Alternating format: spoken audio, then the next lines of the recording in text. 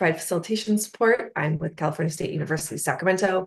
We have the ever fabulous Strategic Growth Council staff support team with us in their respective virtual spaces and conference room. Camille Frazier, Caleb Swanson, Tessa Salzman. I will do a quick run through of participation guidelines, quickly, Zoom tips we probably don't need, and we'll do an agenda review. So usual participation guidelines.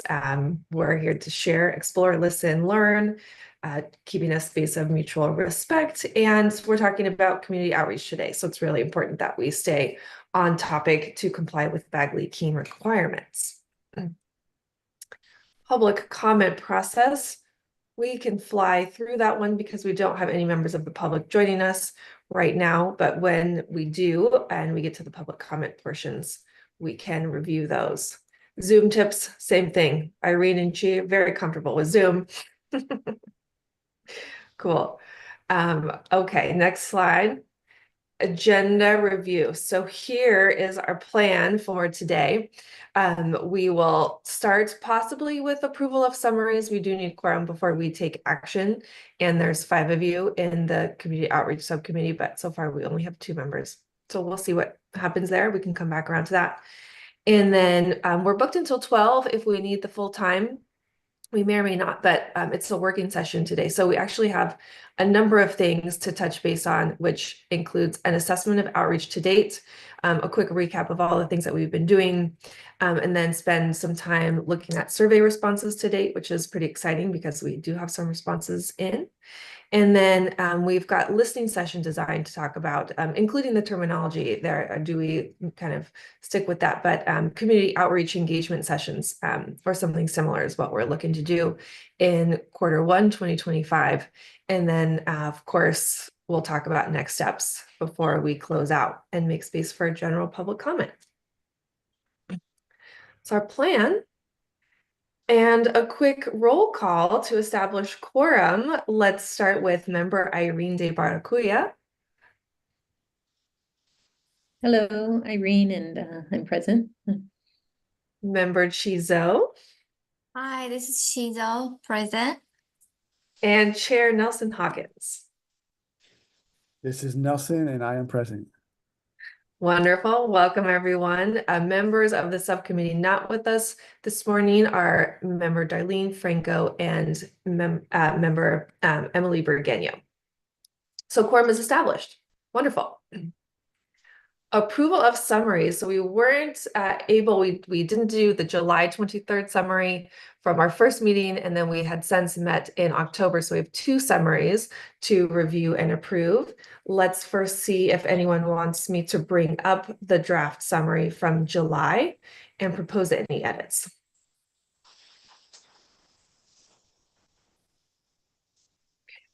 How about the October summary? Any interest in bringing that up and talking through any proposed changes?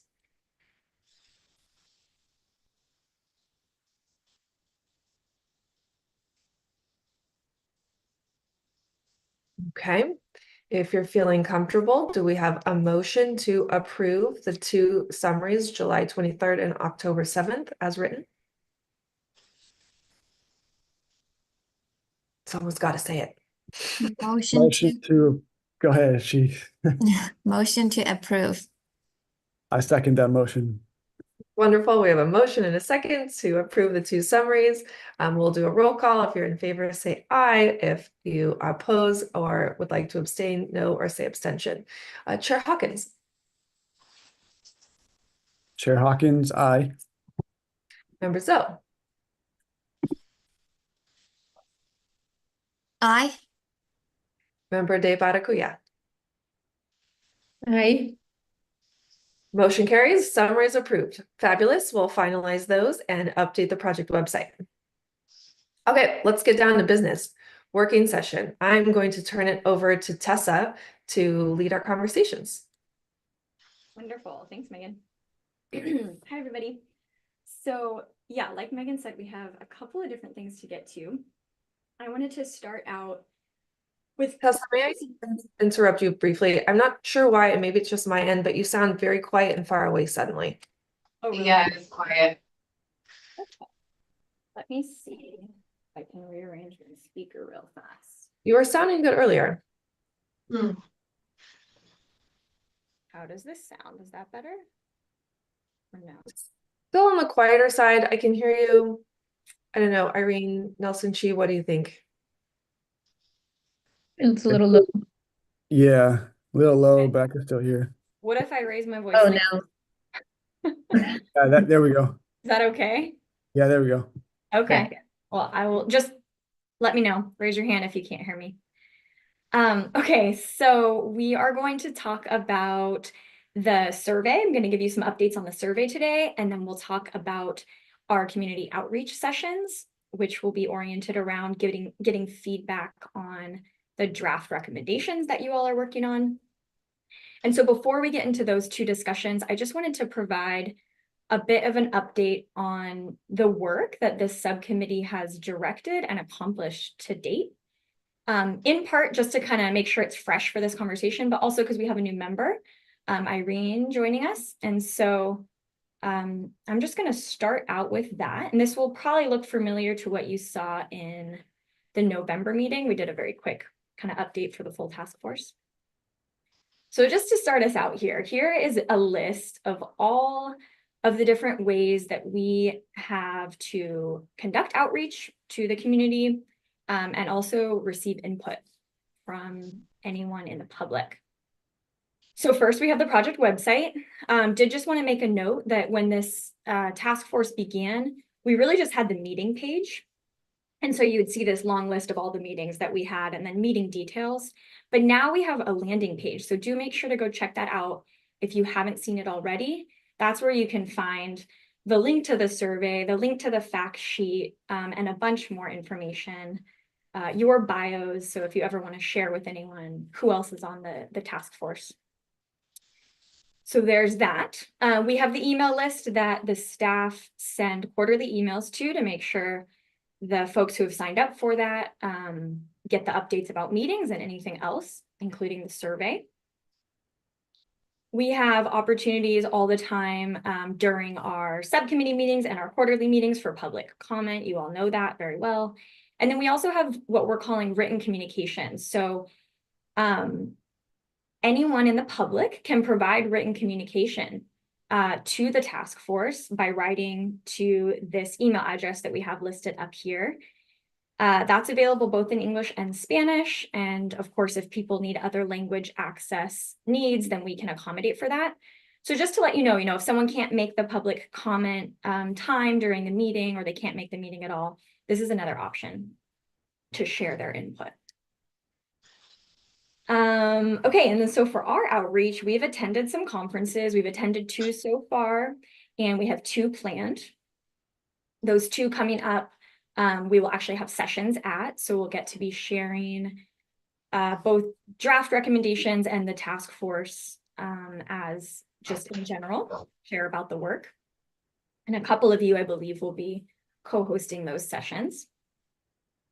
You all have conducted 13 site visits with many more farmers in total on all of those visits. We've hosted 13 guest speakers in the past 3 meetings. And then, as you know, we have the survey, which is now open. And we have these community engagement sessions, which we're going to be planning for next year. And then we have this outreach toolkit, which was what the task force had requested of staff in order to support your outreach on an ongoing basis. So I did just want to, let me see if I can easily stop sharing screen. Excuse me, give me a second. I did just want to briefly show the visual of the community outreach toolkit in order to make sure that you all just kind of have it in your mind, you have a visual, you know where to find things. So we did send this out. This is internal to the task force members, and it's a resource for all of you, and in particular, this subcommittee. So the main folder I wanted to show right now was just to really elevate these materials that we've created that should be going out to community members at conferences, anytime that you're in a place to be talking about the task force, you can use these as a resource. So this is the fact sheet. It's all about the program and all about you. You have your bios there. Then we have these little business cards. We can print these out to you, print these out and send them to you if that's helpful. We've brought these to conferences and we have them circulating. And then another way to just provide easy access to the website. So, and there's a couple other things. Someone had requested template outreach text, and so we have that in there as well. So just a little plug for that resource that can help all task force members really do consistent outreach. Okay. So that's the update. Now I wanted to, oh yeah, Irene, go ahead. Sorry, is it okay to raise my hand? Of course, yeah. I You can never- also always just come off mute and jump in. Oh, okay. I just had a quick question about, is it possible to mention a couple other conferences that were Sure. attended, or is it too late? No, I know go I had right spoken. Oh, okay. Because I know we had spoken and some materials were shared at the Central Coast Sustainability Conference. Oh, no, sorry, not that one, but that one too. The Small Farmer Rancher Fisher Folk Forum. Mhm.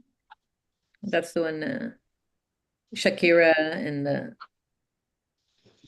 You Yes. attended that conference, is that correct? I attended that one and also the Central Coast Sustainability Conference, where I was Great. on a panel there and also mentioned the task force. Awesome. And do you want to just add that to the record, Irene, or do you want to share resources from those conferences or something else?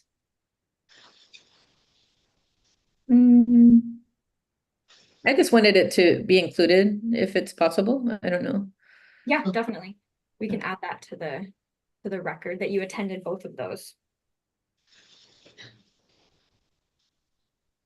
Thank Thank you. you for sharing that. Yeah.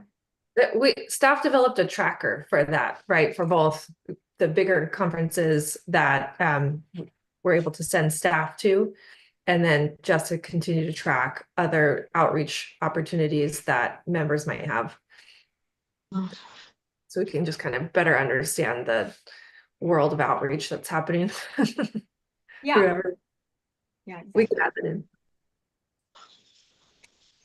Wonderful. Okay. Yeah, and to that point, you're welcome to, or we encourage you, we'd really love to hear if you'll be attending others throughout the next year and any plans to do outreach about the task force. To Megan's point, we would love to track that and be able to share that with the rest of the members. And we can also assist with materials as needed. You have the virtual ones, but if we have enough advance notice, we can also get you some hard copies. So yeah, do let us know if we can assist with that as you make plans. Great. So we just email that to you. Yeah, that works. Perfect. Oh, Thank you. yeah. So just to round out this update, this is a slightly updated version of the timeline that we have in the community outreach work plan, which was discussed in depth last meeting, so in October. But just again, to kind of ground us in what has already happened and what will be happening in the next year related to outreach, I wanted to show this. So like I mentioned, we have public comment always open when we have a public meeting, which is the subcommittee meetings and the quarterly meetings. We have the written communication channel always open. You can email that address anytime.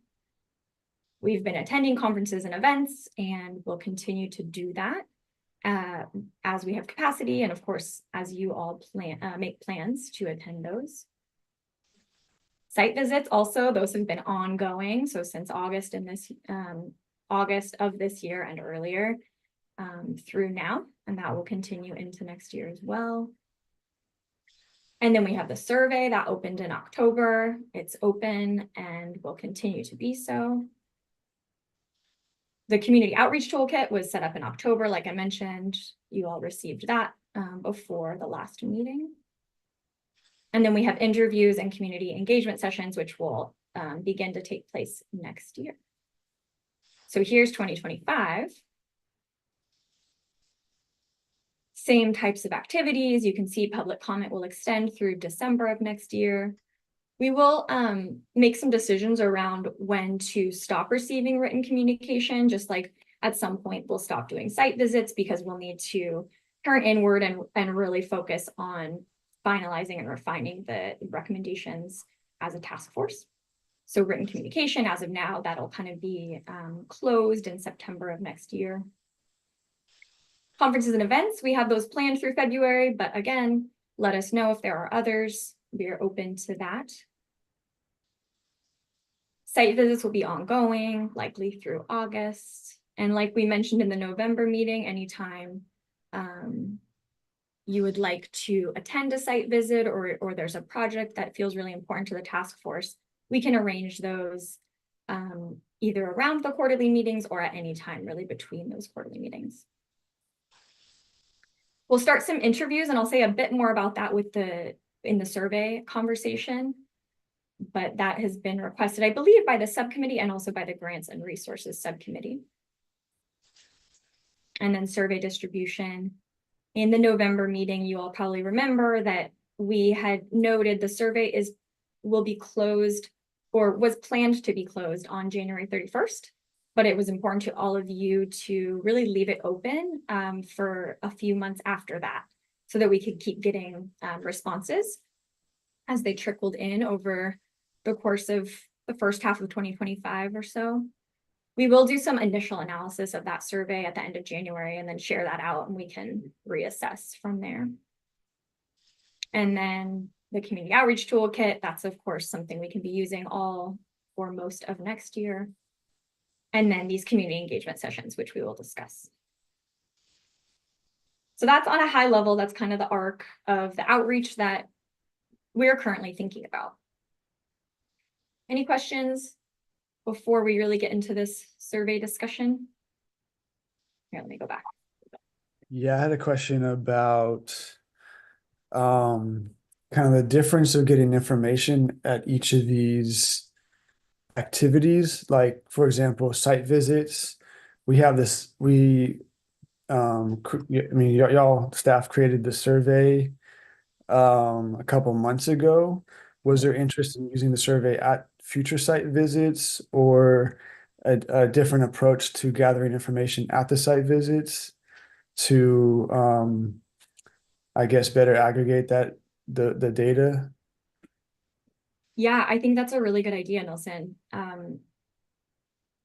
We had talked a little bit in November about using the survey as a conversation tool. So rather than just handing it over and having them silently fill it out, I think to kind of what you're suggesting right now, we can use that in a site visit context.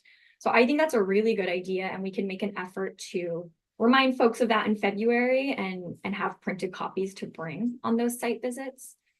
And then in the same way, like I just mentioned, you know, if you do find yourself interacting with other farmers or on some type of field day or other visit where it makes sense to do a similar type of or have a similar type of conversation, I think, you know, we can get you hard copies of that survey too. And yeah, so we'll make a concerted effort to have that happen in February and go from there. And Tessa, can I just really quickly add, Nelson, that to the site visit question in particular, staff are also working to create kind of a compendium of little synopsis of what was learned and observed that was shared out in the meetings about site visits. So both to your point about using the survey to build out the data we have and across these sites, but also we are working to make sure that those observations are shared more in like narrative format as well from site visits, from the very first ones, and we'll continue that work through. So that's something staff are working on right now. Yeah, thanks for that, Camille. Go ahead. Yeah, that makes a lot of sense. Yeah. Yeah, and you're making me think too that perhaps we can send the survey out in a more direct way to previous site visit hosts. So we can make sure to do that as well. And so we're getting the narrative, but also the data from the survey from all of those folks. Anything else before we move on?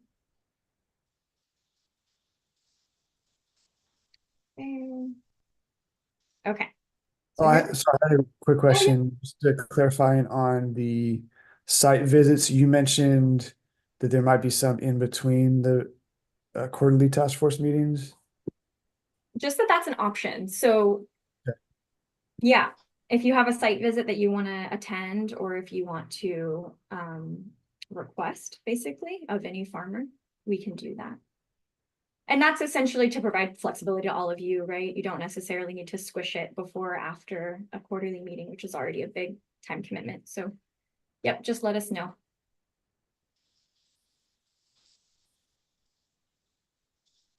All right. So yeah, quick update on the survey. I think, we've talked about this in a number of different places. So the November quarterly meeting, and then also the October subcommittee meeting. But just another quick recap. In the next 15 minutes or so, I want to just give a quick update on the survey, kind of a status report, and then hear from you all about your distribution efforts and ways that you might want support to make that happen. So as you remember, this survey was developed with the intention of really reaching the priority communities that the task force has identified and creating a tool that would help us ground truth the priorities that the task force is working on. And so it's a parallel effort, right? You all are obviously in the process of identifying your priorities and developing them, adding detail on a monthly and quarterly basis.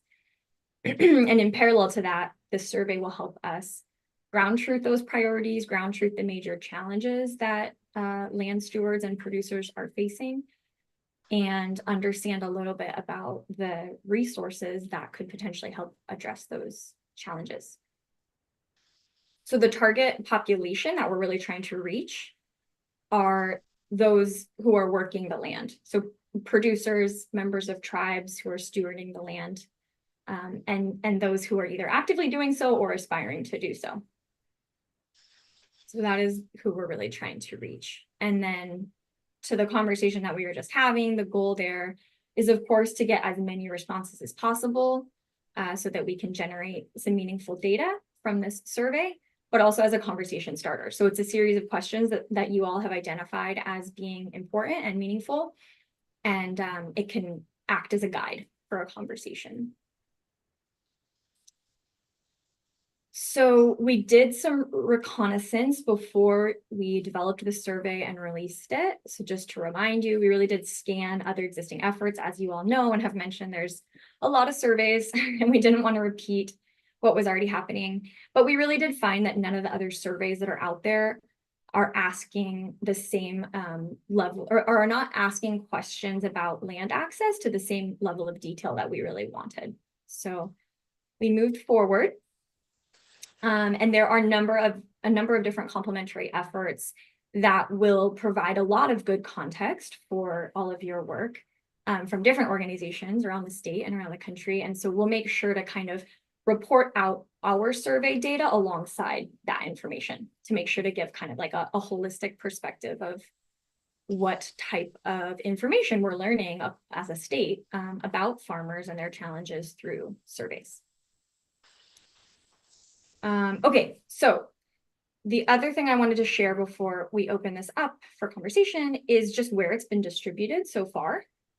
And so I guess first off, when we launched this survey back in October, we sent it out to a list of almost 100 different community organizations and folks, researchers, folks who directly serve farmers, who have expressed interest in this task force and who are potentially working on parallel issues. So we sent that out. And then we've also done a lot more targeted outreach to make sure that this is getting into the hands of the people that we want to hear from. And so I just wanted to list a couple to give you guys a sense. And if you have specific organizations that you're wondering about, you feel free to ask that, or you can send us a short list and we can make sure that those organizations were on our original outreach list. So the 100 community groups or individuals, and then we also have HCD's weekly tribal affairs resources email. So they sent that out. That's largely tribal nations and members of tribes receiving that email.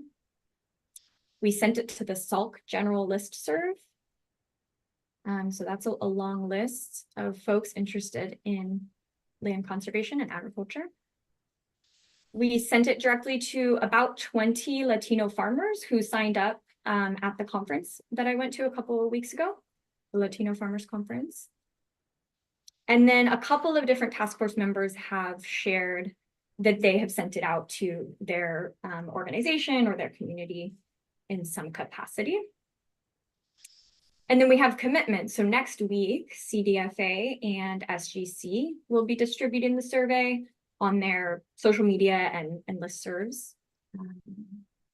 And then also California Natural Resource Conservation Service, NRCS, has a long beginning farmer and rancher listserv that they send out a big message to. It's a group of about 1,300 people. So that'll go out in the next couple of weeks as well. So I know that's a lot, but I did want to give you a sense of it has reached quite a wide population. But I think the takeaway from a survey is that it really requires targeted personal outreach as well to get folks to fill this out. And so you can see the numbers we've received to date. It's been, I think, about 6 or 7 weeks since this survey has been open. And yeah, maybe I'll just pause there.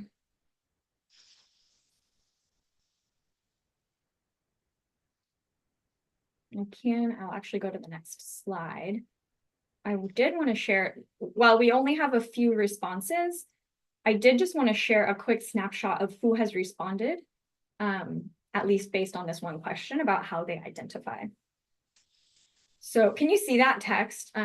Is it big enough to read? Okay, great. Okay.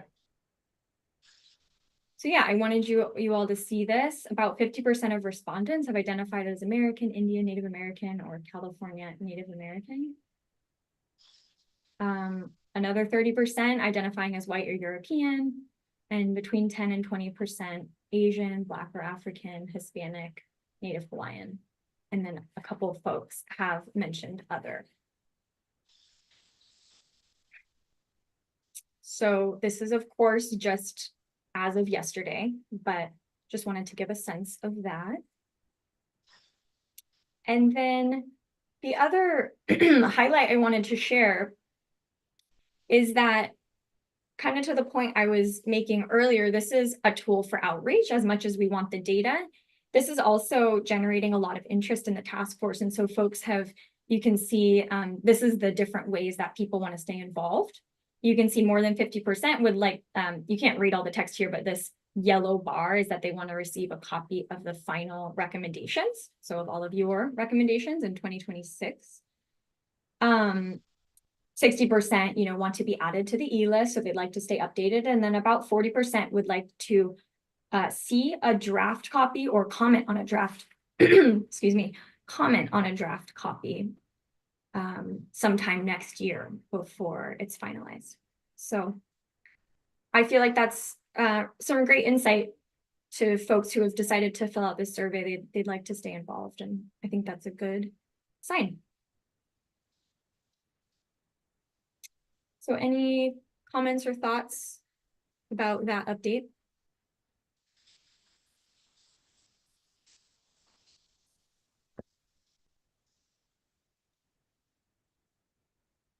Okay. And I will say that we are working with Chi and with others to make sure that we're going to be conducting direct, a bit more active outreach to Chinese growers to make sure that we do get responses to that version as well. Okay. Oh, and then the point on the interview. So there's a question in the survey that asks specifically about grants and resources, or I'm sorry, grants and loans. So if growers or if respondents have applied for and received either a grant or a loan. And then the Grants and Resources Subcommittee wanted the opportunity to be able to host interviews with folks who have experience applying for grants or loans. And so we did ask that question if folks would be willing to, connect with us after the survey for an interview. And we have 8 people already who have been willing to do that. So again, just a note on the fact that this survey is providing really useful information and connections.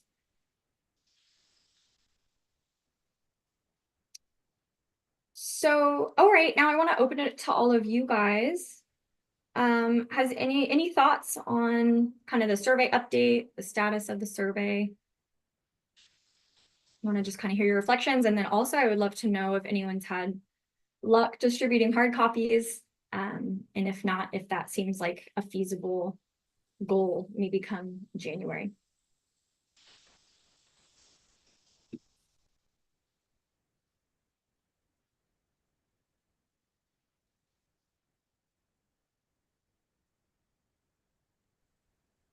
The only question I have, and I missed the October meeting. I saw in the notes, summary that there was interest in including Vietnamese as a language. Is there any other considerations for other languages? For the I think survey, Nelson? survey, yeah, for language access. Yeah, so we did hear that request, and ultimately we decided not to translate the survey into Vietnamese just because of capacity. Got you. Okay. And so it's quite a lift to get it translated, and then to get it into the survey tool, have paper copies. But I think what we can offer is that if there are individuals who do want to take the survey, if they, find the survey, or if one of us send it to them and they need language support, we can do that kind of on a one-off basis rather than having the survey kind of like distributing in 5 or 6 different languages. Okay. So that is, do you have folks in mind, Nelson, or is that just a more general question? Well, I know, I excuse my ignorance, I don't know exactly the language that Hmong farmers speak, or if it is Hmong, but I think that's a important community to reach. I think Tagalog would be another one. That's what comes to mind right now as far as like the landscape of California. Of course, Spanish, that's already there. Yeah. Chinese as well. That's who comes to mind right now. I'm trying to think who else. I'm sure there could be different dialects, but I feel like those would be very important communities to prioritize. And maybe that's something that we think about in the community engagement sessions or the listening sessions or what have you, as a way to reach those communities, like multiple, could reach multiple people in one session versus like a survey distributed. I think that's more efficient.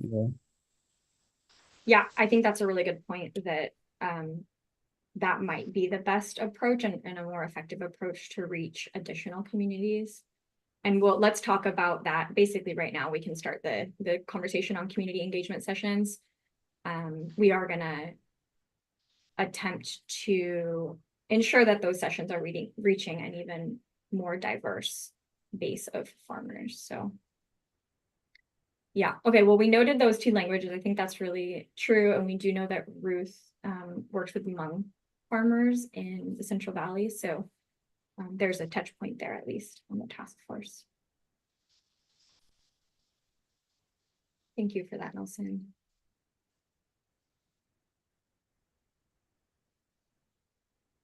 Okay. Let's see, Irene, I'm curious, not to put you on the spot, but I'm curious about your thoughts on the survey, because I know this is your first meeting and you serve farm workers and work alongside farm workers. I'm curious if you have any thoughts about the best ways to get this survey out to that community. I will say, just looking through the data on the responses yesterday, we didn't have anyone who had identified as a farm worker. Although, yeah, language is obviously a consideration. Because there was only 2 in Spanish? There's only 2 in Spanish, yeah. Yeah, so I just reached out to my team because I was gone for 2 weeks and we've just been nonstop since I got back. But Rosalba, who she works with us a lot in Central Coast, she's having a meeting with some small farmers. Because the idea was for her to do this survey with a little directory that we've created of small immigrant farmers. So hopefully I'm hoping by the end of next week you'll see some. Wonderful. Okay, thanks for that update. That's really great to hear. Thank you. It's exciting. Yeah, thank you. Okay, let's move right along here. Anything else to say about the survey before we move on? All right. Okay, I'm going to do a little bit more talking, but not much. And then I want to hear from you all. So yeah, what I want to do here, we have community engagement sessions that need to be planned and that you all had, recommended. We want to make sure to be, well, you all are working on draft recommendations, right? And we will discuss the current set of draft recommendations in February in the next quarterly task force meeting. And the goal of these community engagement sessions would be then to bring iterative drafts into the community and get feedback on the content of those drafts. And so we've put together a little scope of work, you could say, or a little outline of how we're imagining these sessions. And I want to get all of your input on that. And this has been informed, by our previous conversations, but just want to make sure that everything you all are considering is baked into the plan. So the timeline we're considering is March through August, maybe March or April through August, given that the next draft of the recommendations will come out in February. As far as capacity goes, we're thinking that 8 sessions is probably what is possible for 2025, both based on budget and just staff time and all of your time. And so in these, throughout these 8 sessions, we want to prioritize diversity along the lines of language, race and ethnicity, which kind of communities we're reaching, and geographic diversity. We want to make sure to reach different communities around the state that are perhaps not as frequently involved in the state policy process. And then we want to ensure to design some sessions specifically for tribal nations. We are considering partnering with community organizations who can be the regional lead on each session, and so that they can kind of co-host and co-design based on their knowledge and their relationships of that community. And then at a very high level, the design of like each session could follow roughly what you see up on the screen. So we start out with an introduction of the task force to make sure that folks understand what the project is that you're all working on. We can select a subset of draft recommendations to share in any given session. And so we share those draft recommendations, and then really just opening it up in a guided, facilitated conversation to hear from all the participants about their thoughts and their reflections on the draft recommendations that we're discussing. And then the output of each one of those 8 sessions will be a detailed summary of takeaways. And so what we learned will be heard. And that will be really useful, of course, for everyone on the task force, and especially the members who cannot attend. It'll be the same design where maximum 2 task force members could be at each session. So that is what we're considering right now. And I will just say, as far as the community partner conversation goes, we're currently in discussion with UCNR about a collaboration with them. Given their really wide geographic diversity, they have staff with many different languages and serve many different communities around the state. So we felt like that was a good collaboration there, or an effective collaboration. And then we are also reaching out specifically to the 3 members of the task force who are tribal members to get some specific guidance on what they want to see in the tribal outreach sessions. So that'll be developed a little bit more in detail with the three of them. Okay, so that's the overview. I have a number of questions, but I really just want to hear what your thoughts are and if you have anything to add. You would add any, add anything, change any details. I say that just as a comment, it's I really like this proposed plan. I think it's realistic. The timeline makes a lot of sense as far as March through August, and then we have enough time to gather that information for the final draft of recommendations. We can share the initial draft for these first sessions. My only comment to think about is I feel like, prioritizing language, race, and ethnicity is important for gathering the data and the specific needs of each community. I feel like the geographic aspect of it's going to be more important for like the specific needs of the Central Valley, the coast, Southern California, Northern California, the Bay Area.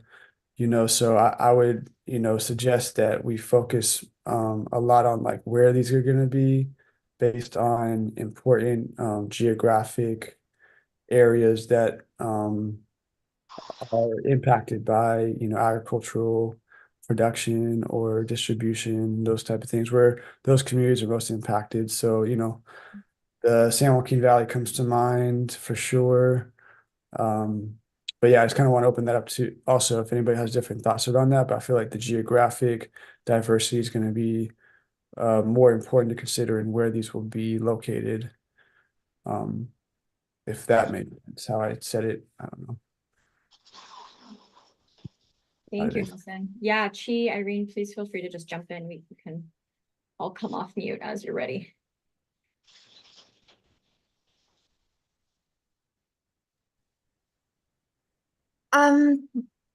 I hear you mentioned UC, and is there any other community partners that you have finalized for those 8 sessions? So you said one of those partners is UC, right? Yeah, it's in the works. So yes. And they do have the ability to collaborate with other community organizations as well on a regional basis. So those 8 different sessions will be collaborate with 8 different community partners, or it's going to be through UC and then with other community partners? Yeah, well, maybe I should clarify. So I think we can think of like 2 different tracks. So within those 8 sessions, we'll have farmer focused sessions and we'll also have tribal focused sessions. So the farmer specific ones will probably be like 4 or 5, and then the tribal will be 4 or 5. So we're not exactly sure about the distribution quite yet.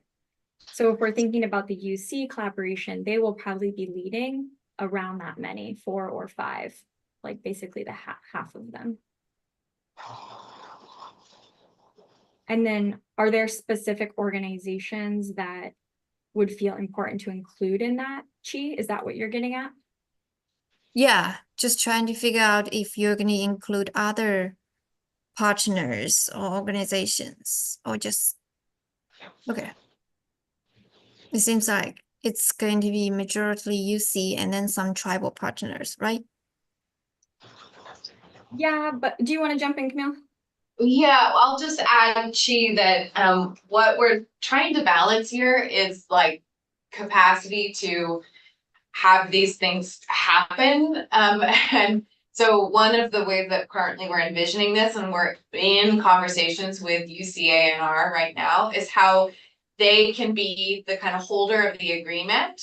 And then they've thought about maybe hosting as primary hosts. They've suggested about 3 of these kinds of sessions, and then partnering with more regionally specific and more familiar with particular communities to make sure that they're actually have the full reach along the task force's priorities.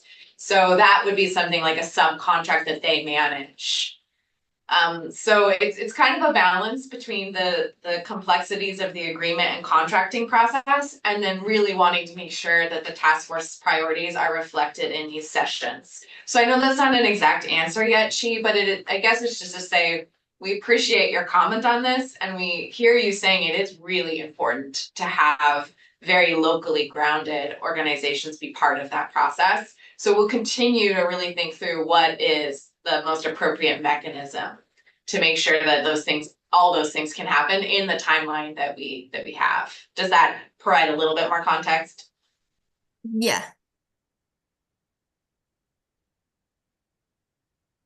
I just wanted to maybe add on that, like, is there a specific like funding that would be allotted to this, I'm assuming, right, for the Definitely, yeah. sessions? There's a budget for each one.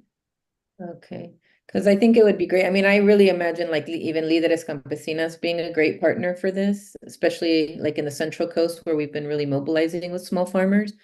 But making sure that also maybe some of the funds can go to those that are assisting, right? If there's any amount that would be available for that. Just to recruit and do outreach, that kind of thing. Yeah, exactly. We're in the process right now of like budgeting out a kind of per event cost, and that per event cost would include a lot of the activities you just mentioned, Irene, and would really need to be thought through and distributed in a way that accounts for the work that various organizations are putting into the process. Great. Thank you. And we've incorporated into that budget support for people attending as well, really based on the strong suggestion that you all have made and that conversation that we've had multiple times. So that's happening as well.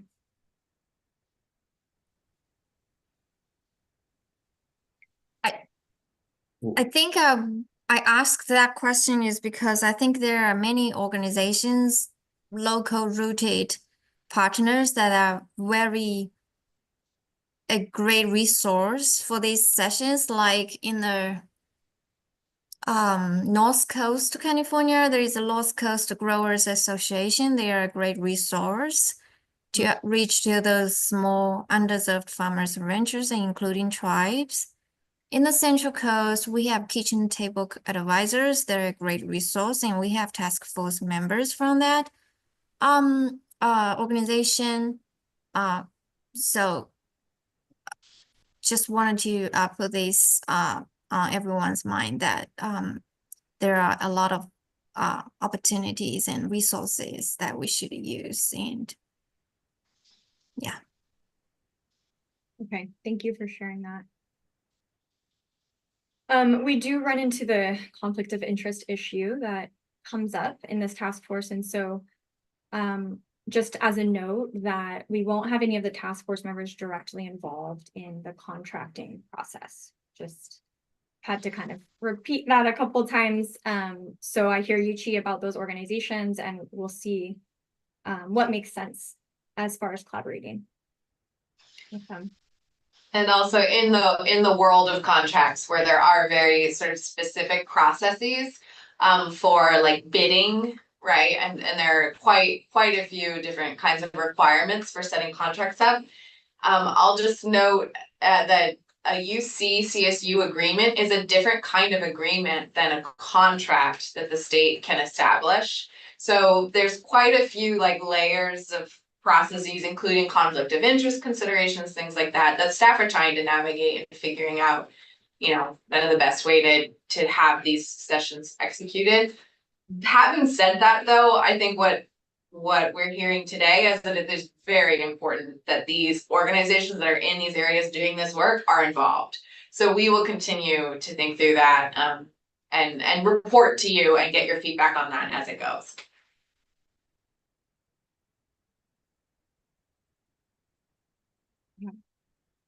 So we don't have UC conflicts? So we do have a task force member who is a UC, an employee of UC. It's really, the conflict of interest is kind of a difficult thing. And if ever the task force was interested to hear more about it, we could actually have a presentation, like our legal team could advise on that.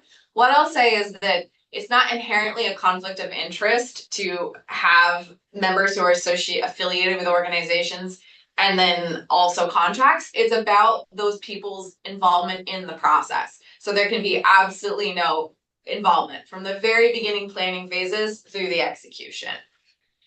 So that's really that you have to kind of create a wall between the individuals and then the contract. Basically, it's kind of complicated. As I said, I feel like I'm not the best to even describe this. We talk to legal so many times, it feels like a week sometimes. But we could always provide more details too. We can have them actually give some more details if task force members are interested to hear more about it.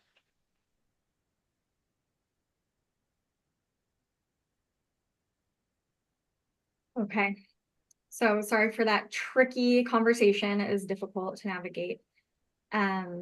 But thank you. Yeah, thank you for the input that you have provided. We're definitely hearing the preferences, the comments, and we will try to move in that direction to the extent possible. So I do, let's continue the conversation here. I have a couple of questions up here. Yeah, so I just heard, we heard a lot of commentary on the audience. And so Nelson, I hear you saying that geographic diversity is really important. That's great to hear. I also had another question about whether or not you all would prioritize having these sessions be explicitly and only for the producer, so the land steward, the person working the land, versus also bringing in technical assistance providers or advocates. So that's a decision that we can think about and provide guidance to for our community partners. And I think there's a lot of pros and cons for both. So I just wanted to open up that question.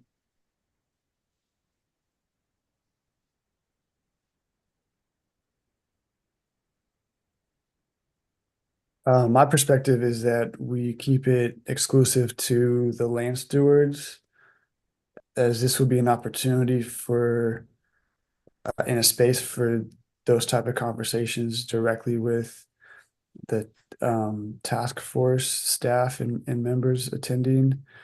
I think technical assistance providers could be useful in those spaces, but I feel like we're going to get a lot of that at the conferences and not as much at the conferences of the farmers directly. Some maybe, but probably not as much as the target audience. So that's what I would suggest for these community engagement sessions. Thank you, Nelson. Anyone else?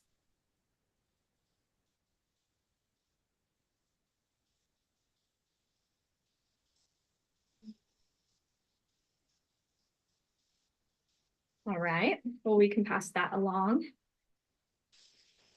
And then, so I did kind of outline the goal of presenting a few draft recommendations and then fostering a conversation with participants around their perspectives. But I wanted to ask all of you if there are specific questions that you want answered or like specific lessons that you're hoping to learn from these sessions. And so that means both from co-hosting and being present at one or two sessions, but then also as a follow-up for the ones that you are not going to be at. So if there's anything specific, I think now would be a good time to kind of share that.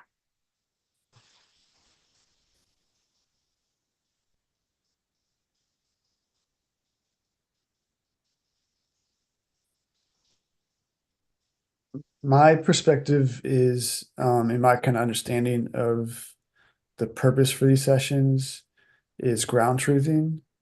So with that specifically comes to mind is like barriers and challenges, and not to focus on those things, but I feel like those will be really relevant to share with legislators that are out of touch with those experiences, and then any other stories that not just the challenges, but stories of those, and also success stories of farmers and like, you know, looking at the details of how they got access to land or how they got secure land tenure, for example. And then looking at the details of like their specific context. I think it would be valuable to take that back to any summaries or anything that we're going to share with the governor and legislators that may not have that level of understanding. Great.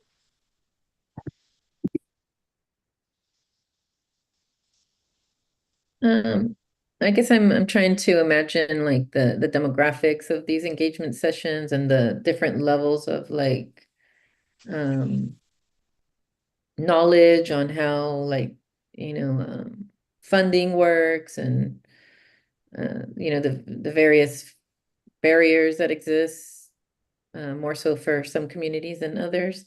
But I think what I would like to see is maybe just putting a lot out front on the table, like transparency. And I guess I'm just thinking more for like the immigrant small farmer community that tends to not have access to certain funds and whatnot, and the ability to purchase land, or it's more difficult for them to even rent land. But maybe I know it's to hear them out, but also maybe I don't know if the idea is to do sort of like a little educational session also as to how what funding is available, the state level. Because we often hear like for example, that funding is only for technical assistance, and because I know we're going to end up hearing a lot of frustration, so maybe just addressing those right off, as to why are we here, what are we doing, and that we know that certain barriers exist and challenges, and that yeah, just to not have confusion as to we don't know, or the facilitators aren't aware of certain challenges already. I don't know if I explained that right. Yeah, definitely. Can Okay. I ask, oh, sorry, go ahead, Tessa. Nope, go ahead. I was just gonna ask a quick follow-up, Irene. Do you feel that there is value?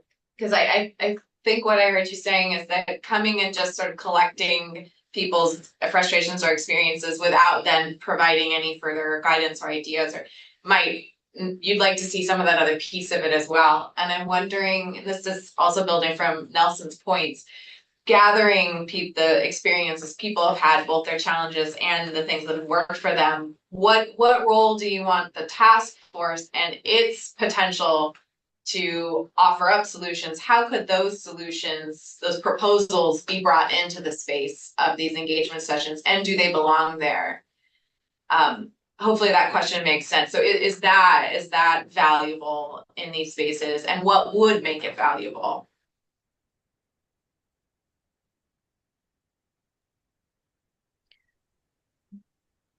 Yeah, and I guess, I mean, what would help understand is like how many people do we expect to be in these? Do we want to target a certain demographic, like maybe this many women, this many immigrant farmers? Yeah, in our planning and budgeting, we were kind of thinking that about 20 attendees would be reasonable and basically fit into the budget that we have for supporting each event. So you could think about that size of event. It's not too big. And then, like we said, so the community partner and co-host organizations will be a diverse set of organizations. And so Irene, for example, if you want to have like a farm worker session exclusively for farm workers or for beginning farmers that have transitioned, you can suggest that, we want to hear that right now. And yeah, we're kind of trying to puzzle piece that together. Yeah, well, for me, I think it would be more important to learn from those immigrant farmers that are already advanced in their work, right? That way, that sort of helps prepare like farm workers that are transitioning or small, like beginning farmers, whatnot. But definitely having, I think, in my view, the priority for us would be to have some small farmers that already have been maybe working for even 10 years, or because they have extreme challenges that they've talked with us about. And the last thing we, like our organization, wants to promote is here, like, advocating for more of them to start doing this, even though we are doing that, but we don't want to do it without knowing, like, this is what you're going to potentially face, right? Yeah. But definitely we would want to have farm workers that are looking to transition, but I think it's very key to learn from those that are already there and what, challenges they're facing. But Yeah. So what I'm hearing is perhaps more context setting before we get into the recommendations, and why we even want their feedback on the recommendations is we can provide success stories, and folks who are sharing their stories, of course, can share the challenges that they've experienced to get to where they are. We can do maybe, or when I say we, the community partner, and perhaps there's TA providers involved, can share existing resources that have been used or that are relevant to this space. And so making sure that we're setting a lot of really strong context, we're acknowledging the barriers and some of the resources, but also opening up a space where it's comfortable, and we're, inviting the conversation to provide critique on that and to provide recommendations about how to improve the existing set of resources. And then framing, the work that you all are doing as one potential path forward.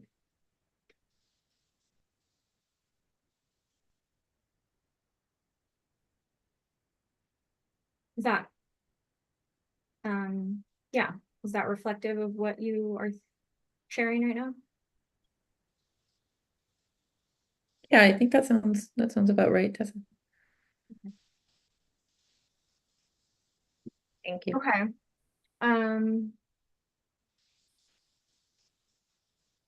Okay, so yeah, I mean, I guess to the question, it's really about answering, oh, did I lose you guys? Sorry. Both, providing information for the participants as much as asking for their reflections and their input. So we can definitely try to work that into the agendas. The next question that I had was around your participation, and we'll actually, I think, find a way to open up these sessions to the whole task force, of course. So we'll want to do some, again, kind of puzzle piecing to see who wants to be at which session, and given that we can only have 2 task force members at each session, how to organize that. So just wanted to get kind of a pulse on this subcommittee to see if you all are interested in actually attending, or if you would prefer to just, hear the summary, how you're feeling about that.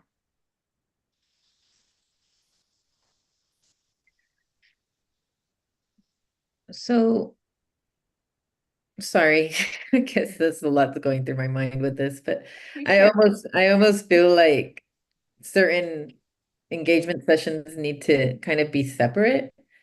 I mean, I just don't know how safe of a space, just considering the certain political climate we're in, it's hard to predict how things are going to be, right? And I don't know, like none of us know what the demographics, who's going to be in these meetings. And I also feel like, I mean, I've been engaged in many conversations with immigrant farmers that have a lot to say. I mean, to the point of tears, right?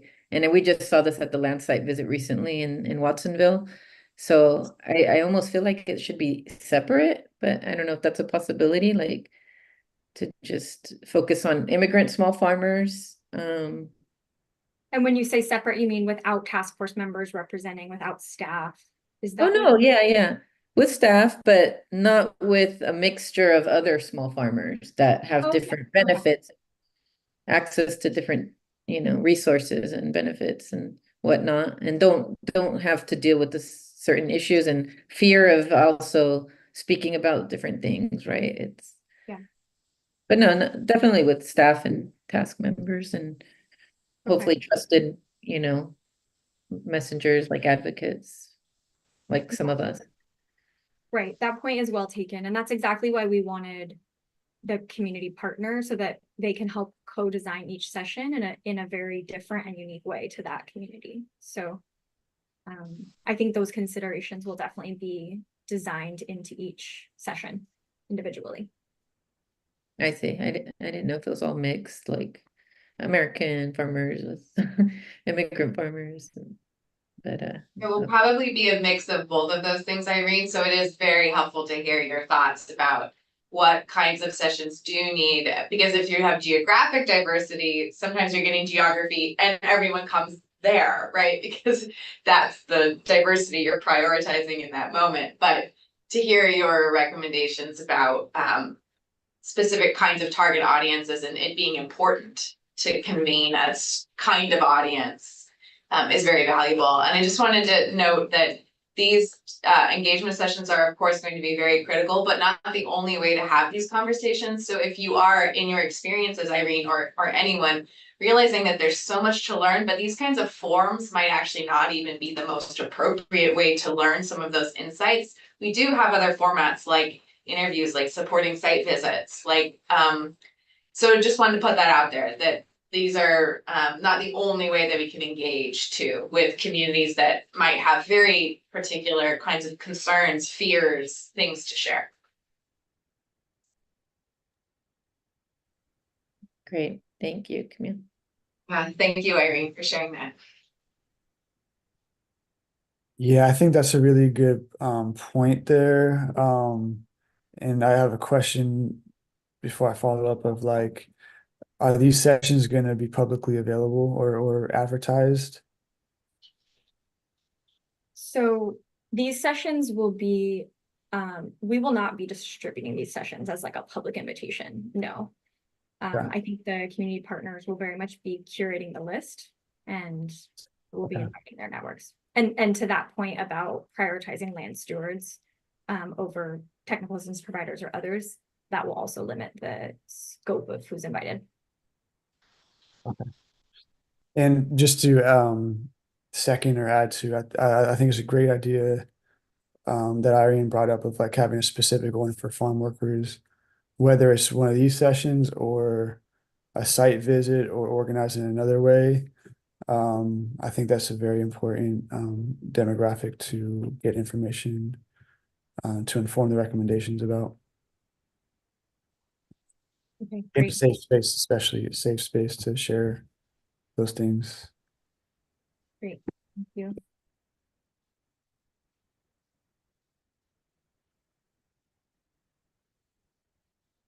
All right. So She is, I'm sorry, really quickly, Tenzin, I noticed you had unmuted earlier. Did you still want to jump in?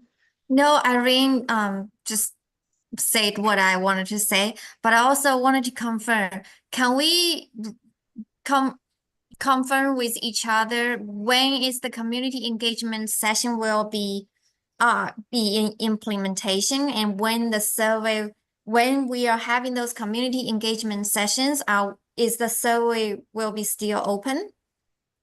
yeah, it will. So we're gonna leave the survey open probably through May, but we can always leave it open longer if we decide that that is helpful. Yeah, so that could be used as a tool at these sessions as well. Yeah. All right, well, thank you. Yeah, thanks for all of that. I think those are considerations that have come up in different ways before, and it was really important to hear kind of reiterated and new ideas. So we're going to carry all of that forward. And I guess I just want to revisit, are you all interested in being co-hosts on these sessions or attending? Does that feel within your capacity, or should we, yeah, I guess I'm just trying to think through how to navigate assigning which task force members are going to be at which session. Hi, sorry. Hi, Chi. She's child. Yeah, so I would for like Central Coast for sure. I'd be interested maybe if just sort of depends, right, when that would be. Okay. Great. And I think I'm I don't know what asking, it means to co-host actually, What is it? but definitely help in some way. I think. okay. Yeah, I think I'm asking that question because if we do have a task force member or two at each session, it would be great to be able to run by the agenda by you and to, really think through some of the considerations that we're talking about right now, but even in more detail. So that would be another opportunity to really make sure that the design feels appropriate and is going to fit well with that community. So Yeah, I'll say I'm capacity wise, realistically, anytime after April will not be possible for me, but March and April, I'm interested in either co-hosting or attending, depending on the time and where. Yeah. Yeah. Okay, great. Thank you, Nelson.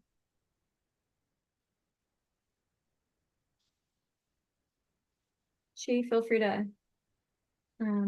hop in whenever you can. But for now, we can move on. So I guess the last question, yeah, just wanting to check in on what I had mentioned earlier about how to share out what's learned from these sessions. And so just another opportunity to kind of brainstorm, we're thinking about a pretty detailed summary of what's learned, but are there other formats you all would like that information? Do you want to hear it back in a future subcommittee, or what else would be useful to make sure we're learning from these sessions?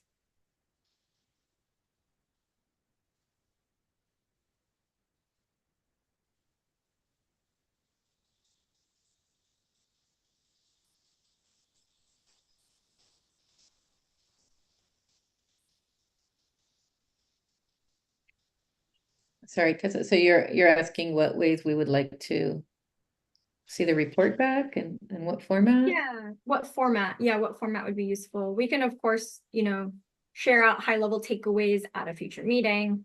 We're going to have some form of write-up, but given that it's going to be 8 sessions, and there'll be a lot of detail in there. So is there a different way that might be more digestible for you all? Just kind of thinking through those questions. Maybe we can have a report back at those regular task force meetings so that it's to everyone and bring to everyone's attention instead of just going to email, because task force members sometimes have a very limited capacity if everything is through email. Yeah, heard. Okay. Could it be a report back after each session, or are we waiting until all of the sessions are completed?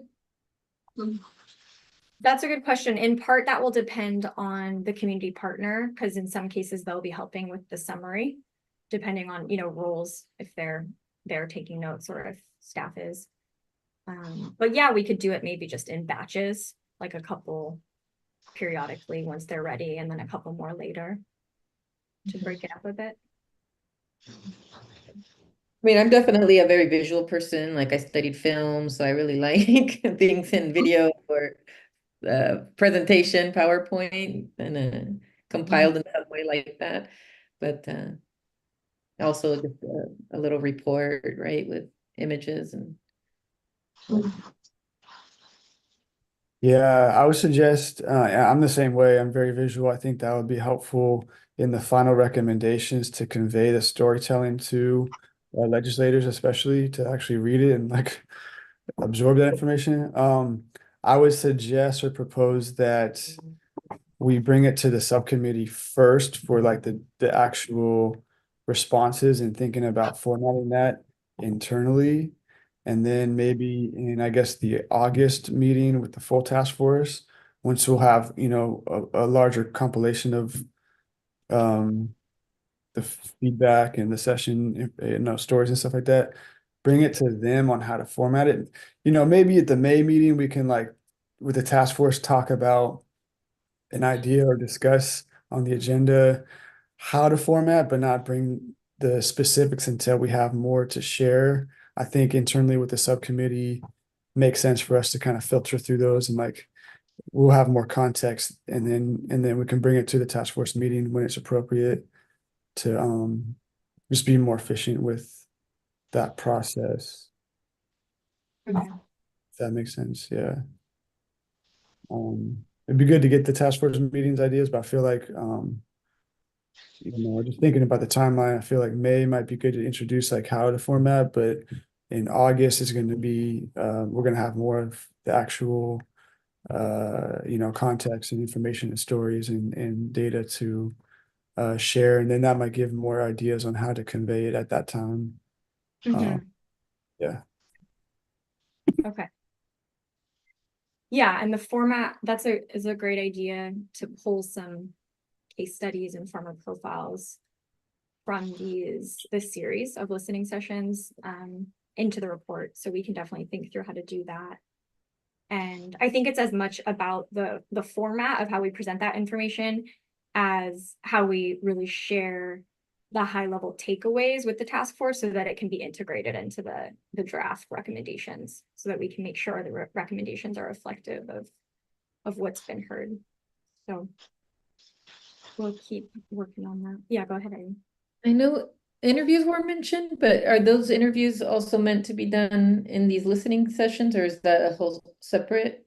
I think that'll be a separate stream. Yeah, because that'll be with individuals. One set of interviews will be around the grants and loans. So folks' experience with applying to grants and loans. And that was requested by the Grants and Resources Subcommittee so that those interviews can inform their recommendations about how to improve different grant programs. But another set of interviews that we're thinking about based on the different requests that have been made are with technical assistance providers who sometimes have maybe like a more regional view, or they just, interact with a bunch of different farmers across the course of their week and their year. And so that could be another, that will be another, set of data that we can incorporate into your guys' draft recommendations. Okay. Thank you. Yeah. Yeah, and then the site visits are, not a one-on-one interview, but those can really turn into more structured conversations too. We're thinking through that for February. So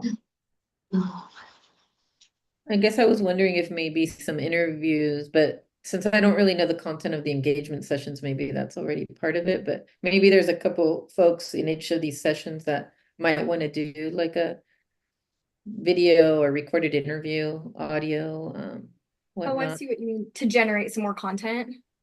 Yeah, like what their final take was, but maybe that's all gonna come out in the writing somehow, like but maybe there's a couple of folks that want to volunteer to share like a verbal sort of like overview of how they felt that day, because that way it's all fresh in their minds. Yeah. Okay. Noted. I am realizing that we are 10 till 12. So I'm gonna move us along here. And yeah, actually, let's see. Do we have any public comment? I guess we can check in there first just to kind of get a sense. We have no public comment. Okay. Okay, so we have about 10 more minutes. Great. Is there anything else to say about these community engagement sessions before we wrap up?